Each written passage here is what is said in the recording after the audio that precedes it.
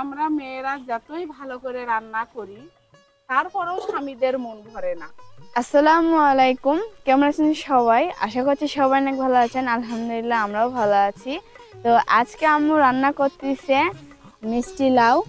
দেখেন গাছের লাউ, যে জন্য আম্মু সকাল সকাল রান্না করতে বসে গেছে। আর এখানে আমরা ফুল ফ্যামিলি রান্না করার জায়গায় বসে থাকে, দেখতেছি কিভাবে রান্না করে। আব্বু কি দেখতেছে এইভাবে কি তুমি? দেখতেছো? দেখতেছি তোমার আম্মু যে লাউটা নিচ্ছে, এই লাউয়ের বীজগুলো ঠিক হয়েছে নাকি, পরবর্তীতে এই বীজগুলো সংরক্ষণ করে আদৌ যায় কিনা সেজন্য দেখতেছি। ও, কি দেখলা, কি বুঝলে? যেহেতু মনে এটা হচ্ছে খুবই যেহেতু এটা গাছের লাউ, তো তোমরা একলা একলাই খাবা, দাদিকে দিবা না? ও বাবা, আমি বলছি আমি একাই খাবো, এই যে তোমার দাদির জন্য। দিয়ে তাহলে আসো। তাহলে এটা আমি দাদিকে দিয়ে আসি, দাদিও রান্না করবে হনি। কারণ আমরা যখন রংপুরে ছিলাম, দাদি এই লাউগুলোকে ভালোভাবে দেখে রাখছিল, যে জন্য আজকে রিজিকে আছে এই লাউটা। তো দাদিকেও দিয়ে আসি। অফ করে দাও। আসি, এখন আম্মুর গোস্তের ভিতরে সব ময় মশলা দেওয়া শেষ। এখন এটাকে ভালোভাবে জাল করবে, যে জন্য আব্বু এখন চুলাতে লাইন দিয়ে দিচ্ছে। আর এটা এখন ভালোভাবে রান্না হবে। আর কি করবো আম্মা এখন তুমি? এই যে মিষ্টি লাউটা পরিষ্কার করে নিই, ধুয়ে নিই। আচ্ছা, আর এখন আম্মু ভালো করে গোস্তটা রান্না করবে, যে জন্য ময় মশলা দিচ্ছে। কি কি দিচ্ছ আম্মু তুমি এখানে? এই যে এখানে জিরে বাটা, আদা বাটা, রসুন বাটা সবকিছু আছে। কাঁচামরিচ এখানে দিয়ে দিচ্ছি। বস্তুতে একটু কাঁচামরিচ দিলে স্বাদ লাগে। হ্যাঁ, যেভাবে বেশি স্বাদ লাগবে, ভালো লাগবে খেতে, তুমি সেভাবে রান্না করো। সেভাবেই তো করবো। এখানে স্বাদ মতো লবণ দিচ্ছি। আর আজকে আম্মু মিষ্টি লাউ রান্না করতেছে। আর আজকের তরকারিটা অনেক স্বাদের হবে, খেতেও অনেক মজা হবে, পেট ভরে ভাত খাওয়া যাবে। এই মিষ্টি লাই শুকাগুলো ভর্তা করলে ভালো লাগবে দিদি না? তুমি মাটির থসো? না হয় পরিষ্কার করবো, ময়লা নাই তো। হোক, তুমি আগে লাউ রান্না করো, তারপরে খাই চাল। অত এলাও খেয়ে ভালো লাগিচ্ছে এখন, দেখছো? হ্যাঁ, অনেক টকটকা কালার, অনেক। আর যেহেতু গোস্ত দিয়ে রান্না করবা, তাহলে তরকারির স্বাদ আরো দ্বিগুণ হয়ে যাবে। রান্না করি তো আগে। আম্মু, কি? এখন কি গোস্ত তরকারি হয়ে আছে? হ্যাঁ, এই তো কষানো হয়ে গেছে, দেখছো? এর মধ্যে এখন আমি লাউ দিয়ে দিব। যেহেতু গোস্তের মধ্যে হাড় হাড্ডি আছে, লাউ দিয়ে আবার কষে নিব। আমি এখন এই মিষ্টি লাউটা গোস্তের মধ্যে দিয়ে দিচ্ছি।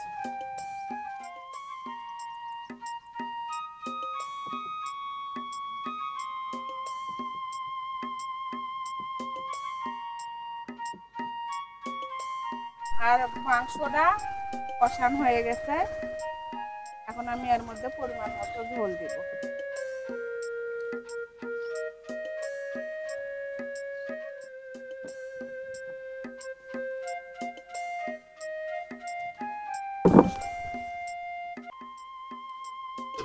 এখন আমি এর মধ্যে পরিমাণ মতো পানি দিয়ে দিচ্ছি।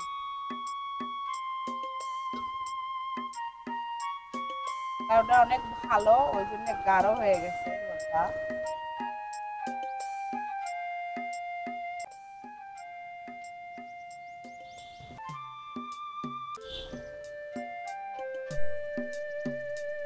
এখন আমার তরকারিটা হয়ে গেছে, এখন আমি বাগার দেওয়ার জন্য কড়াতে ঢালে দিচ্ছি।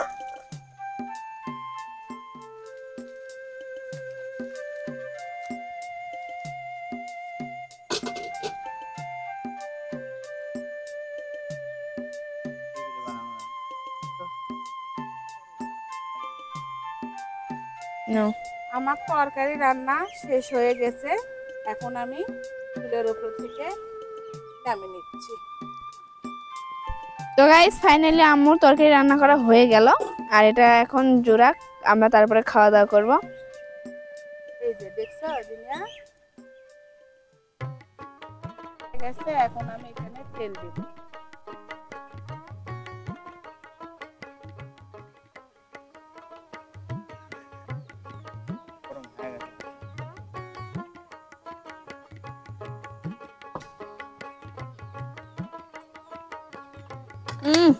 হ্যালো হ্যালো তেল গরম হওয়ার এই পর্যায়ে এখন আম্মু পেঁয়াজ কুচি রসুন কুচি ভালোভাবে তেলের ভিতরে দিয়ে নিচ্ছে। এটাকে ভালোভাবে বাদামি রঙের করে ভেজে নেবে। তারপরে এটা দিয়ে তেলানি দিবে, যেটাকে বাগার বলে। বাদামি রঙের হয়ে গেছে পেঁয়াজ কুচি, এখন আমি এর মধ্যে ডাল মশলা দিব। ডাল মশলা দিয়ে ভালোভাবে নেড়ে চেড়ে নিব। এর মধ্যে আমি এখন ঢেলে দিচ্ছি।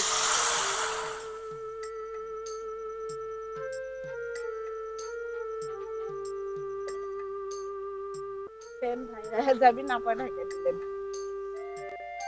আমরা মেয়েরা যতই ভালো করে রান্না করি তারপরেও স্বামীদের মন ভরে না।